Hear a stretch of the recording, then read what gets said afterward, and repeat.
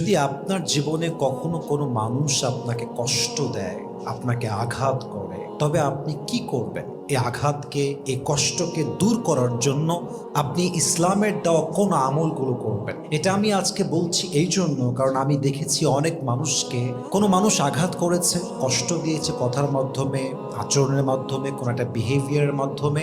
দেখা যাচ্ছে মানুষটা ভেঙে গেছে, তার মনটা একদম শেষ হয়ে গেছে। ইভেন এমন কিছু মানুষ আছে যাদের রিলেশনশিপ ব্রেকআপ হলে, সম্পর্ক নষ্ট হলে এতটাই ভেঙে যায় যে বছর বছর সময় নষ্ট হয়ে যায়, বাট ওভারকাম করে ফিরে আসতে পারে না। হতে পারে আপনাকে আপনার ওয়াইফ কষ্ট দিয়েছে, হতে পারে আপনাকে আপনার হাজব্যান্ড কষ্ট দিয়েছে, হতে পারে আপনাকে আপনার বন্ধু কষ্ট দিয়েছে।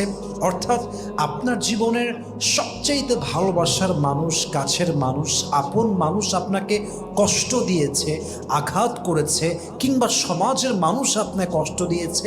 এই কষ্ট দূর করতে ইসলাম আপনাকে কি আমল শিখিয়েছে, কোরআন কি সলিউশন দিয়েছে, রসুলের হাদিস কি বলছে, আজকে আমরা 5টি পয়েন্টে এই বিষয়গুলো জানবো। বলেন সবাই ইনশাআল্লাহ। ফার্স্ট অফ অল, যদি আপনাকে মানুষ কষ্ট দেয়, আঘাত করে, দুর্ব্যবহার করে, আপনি যে ব্যবহারের যোগ্য নন সে ব্যবহার করে, মাথায় রাখবেন এই ক্ষেত্রে সবচেয়ে গুরুত্বপূর্ণ আমল হচ্ছে হ্যাভ ফেইথ, ট্রাস্ট ইন আল্লাহ সুবহানাহু ওয়া তাআলা। আল্লাহর উপরে এই বিশ্বাসটা রাখবেন যে আপনার জীবনে যে মানুষ এসেছে এটাকে আল্লাহ তাআলা নিজেই পাঠিয়েছেন, এবং যে মানুষটা আপনার জীবন থেকে চলে গেছে এটাও আল্লাহ তাআলা নিজের ইচ্ছায় দূর করে দিয়েছেন। যে মানুষটা আপনাকে কষ্ট দিয়েছে এটাও আল্লাহর ইচ্ছায় হয়েছে। যে মানুষটা আপনাকে আজকে চিট করেছে এটাও আল্লাহর ইচ্ছায় হয়েছে। কারণ ট্রাস্ট মানেই হচ্ছে এইটা, ভরসা মানেই হচ্ছে এইটা, তাওয়াক্কুল মানেই এইটা। Whatever has happened with me, আল্লাহ সুবহানাহু ওয়া তাআলা হ্যাজ ডিসাইডেড ফর মি। আমার জীবনে ভালো হোক খারাপ হোক, যা কিছু হয়েছে, যেভাবে হয়েছে, যেমনভাবে হয়েছে, যখন হয়েছে, যেভাবেই হোক না কেন, এর ভেতরে কোনো না কোনো কল্যাণ রেখে দিয়েছে একজন। বলেন সবাই, তিনি কে?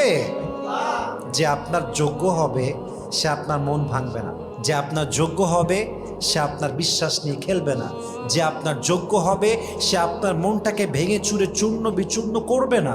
সো যে আপনাকে মন ভেঙে দিয়েছে তার জন্য শুকরগুজার হন, কারণ সে মন না ভাঙলে আপনি বুঝতেই পারতেন না যে মানুষ হচ্ছে সবচেয়ে বড় বেঈমান আর আল্লাহই হচ্ছে আমার সবচেয়ে কাছের সত্তা। ঠিক কিনা বলেন?